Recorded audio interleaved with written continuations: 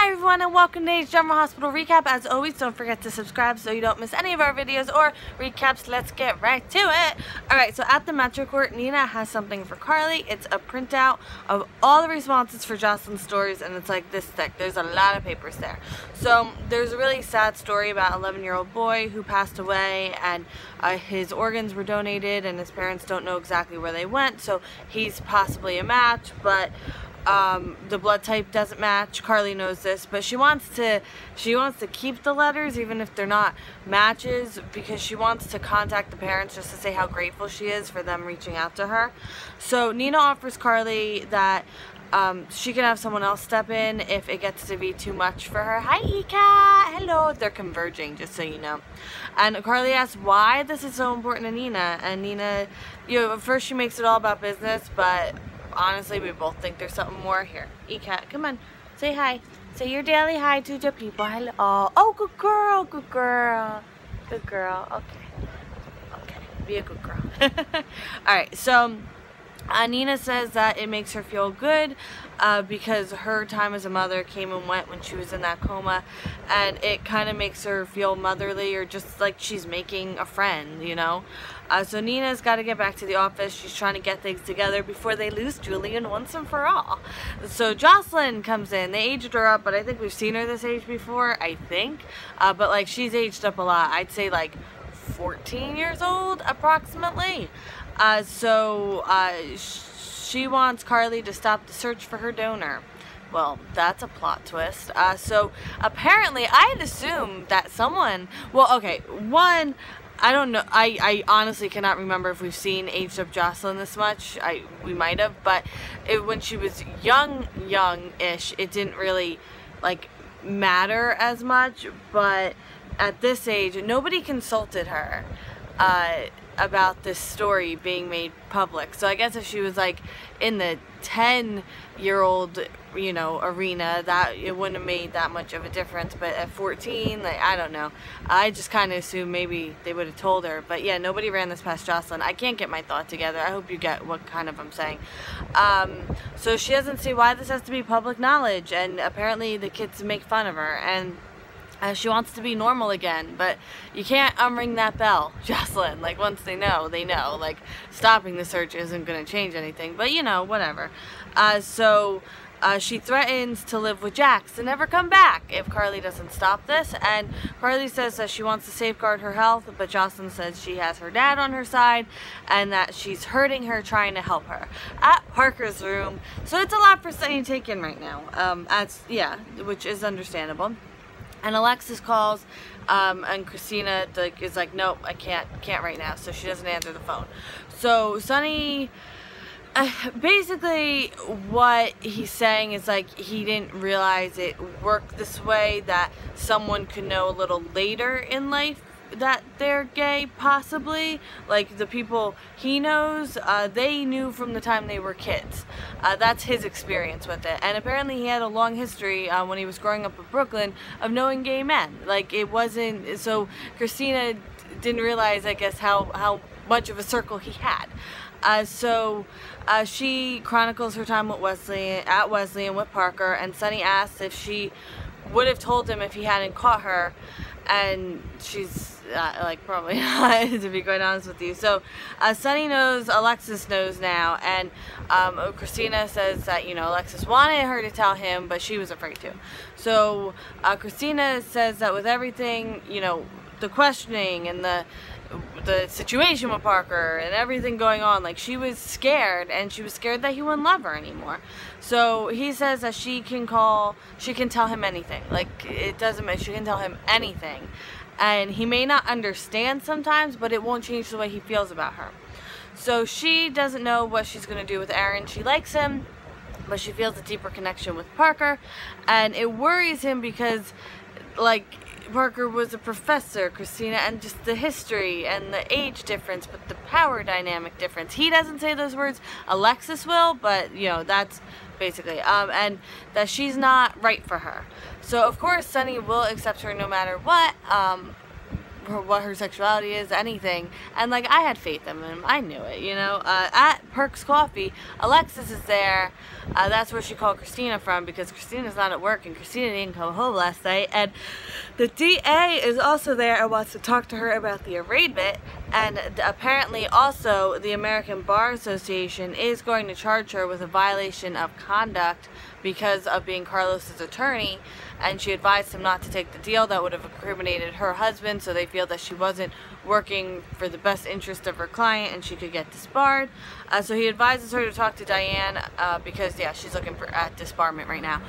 So Alexis calls someone, I'm not sure if it's an intern or Diane, just basically like looking over precedents and trying to figure out like something to cling to. Parker's there. This should be fun.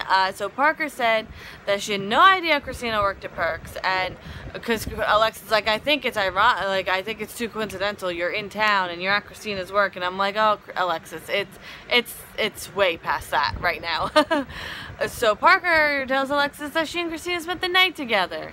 Is this like the town of TMI? Because to be honest, TMI. So Alexis feels Parker took advantage of Christina and that Parker seduced her, and then she tells Alexis that she's getting divorced because her marriage gets brought up. So she says she cares about Christina, and Alexis says that Parker, like she asked, she's like, do you see a future with my daughter? Because my daughter sees a future with you, but like, do you honestly see a future with the student that you turned in and got suspended? Like, what is, and also kind of under, like, mentions, like, what if the dean found out you slept with the student that, you know, you got suspended? Yeah. So Alexis says that if she cares about Christina, she'll walk away. And Parker doesn't want to hurt Christina, and she's like, you would be hurting her much more in the long run if you keep this up. At the hospital, so Julian is convinced that people got to Alexis, and that's why she's divorcing him. And he rips up the papers and says that he's not going and he's taking her with him. And I'm like, I can't, it just, you literally held her at knife point on the pier, but you're convinced that people had to get to her for her to divorce you. Like, oh, when people don't acknowledge that other people have a mind of their own, and like, it hits deep because I've been accused multiple times by multiple different people throughout my life to this day of letting people manipulate me and get to me when I'm making my own decision based on their actions. So just stuff like that really needles me, you know. It just, yeah, as you can tell, it just makes me mad. So his employee comes in, I can catch his name, and Julian's annoying me, so I don't really care. So he has to tell him that Ava, they can't find Ava, she's just gone. And he has to find a way to stall because Julian does not want to go to this arraignment. And his employee is going to get more of that drug. So then Paul comes in and Julian's like, oh, my heart. Because, you know, when you have a heart condition, you cough. It's known fact. And he advises Julian to plead guilty, just make his job easier, to be quite honest with you. And he says he's going to escort him to his arraignment, and he says there's photographers outside ready to memorialize the whole situation. And I'm like, that is exactly how you taint the jury, and making a jury is going to be just so much more difficult if you sensationalize this. And then I realized, like, I'm thinking about it too much. So then Paul tells Julian that Sunny Corinthos is the main event. I'm like, what? Like, what? Like, come on, focus on one mobster at a time. So Julian's plan is to get his lawyers to suppress the recording, and Paul's like, okay, have fun with that. And the employee comes back in and he has one dose of the drug. One dose. So Nina comes in with her documents, and the documents would give her full autonomy of Crimson, so that when Julian gets convicted, like, people can't come in and take it away from her. And he says he's not going to get convicted, and she gently reminds him that she knows things that, you know, might make that a little difficult, you know, not being convicted. So he signs. So then she's like, oh, I guess he forgot to, like, sign a page. And so she, like, goes back, but she knocks into the guy and knocks the drugs right out of his hand, and it spills on the floor. So then he signs the paper, and Nina leaves, and Julian's like, well, you gotta get, like, me something fast. And he's like, that was literally the last one in the whole hospital. But then Paul comes in to take him, and time has officially run out. And then Nina gets a call from Carly. So Carly tells her to call off the search for the donor when she's in front of Jocelyn, and then kind of goes into another part of the Metro Court and is like, for the time being. I'll like just for right now, take the article off the website. So I'm like, all right, that's underhanded.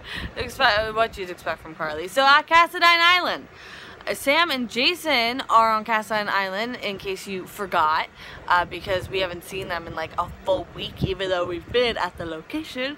And Sam faints when she gets up to get water, and Jason demands the guard help Sam, and when he does, Jason like breaks off the arms of the chair. That sounded really scary for a second, like he's the Rock or something, because he's handcuffed to the chair. So he like elbows it and breaks him off, and I guess it charges the guard.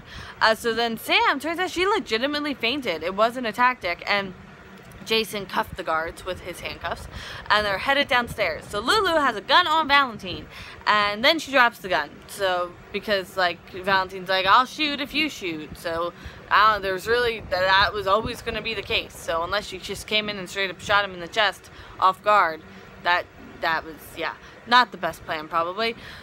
So they're going to start shooting with Dante, or like take him to another room, and Lulu's like, no, and then there's a gunshot upstairs, so everyone's like, what?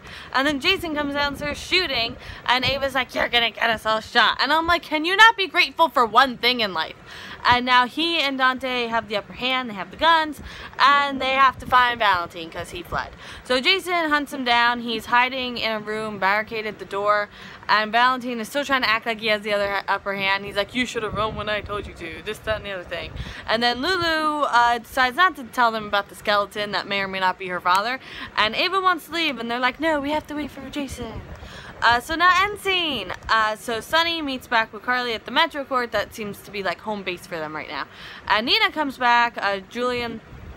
Nina tells them that Julian was brought to his arraignment, and Carly says that they will discreetly continue with the search of the printouts, but they'll take the article offline. So it like looks like they stopped, but they really like are still searching. So Jocelyn calls Jax and was like, Dad, you were wrong. My mom did agree to drop the search. You didn't have to talk to her. And I'm like, yeah, he knows your mother a lot better than you do. Christina bumps into Alexis rushing into work, and she tells her things went well with her father about the whole Parker thing. And then it's going to cut back to them a few times. So then Sunny tells Carly that Christina came out to him, and I'm like, okay, that's a violation of trust. Just because someone tells you that they're gay doesn't mean that you get to tell everyone else. I'm not approving of that, Sunny. Christina tells Alexis that she and Parker make each other happy, and Parker wouldn't hurt her. Parker's leaving a note for Christina in her room saying, I'm sorry, I can't. And the Cassadine Island hostages head out. Jason had lost Valentine, but he came back, and Lulu doesn't want to leave Nicholas behind, and Laura's like, we need to. We're all Spencer has, we gotta go. Valentine is calling from the tunnels, by the way, which a day ago had no cell reception, and telling his guards or whomever not to let anyone leave the island alive. So that'll be fun. We have not heard the end of Valentine, although I am kind of ready to be off Cassadine Island, if I'm quite honest with you. Alright, I gotta go now. I hope you enjoyed today's recap. Don't forget to leave suggestions on what you want to vote for this week. It might be just something vague, like character of the week, villain of the week, or hero of the week, or I don't know, something, a lot of truths revealed, maybe something around that. Not sure, but keep it in mind, and I will see you tomorrow on time for more General Hospital, and I hope you have a great day. Bye!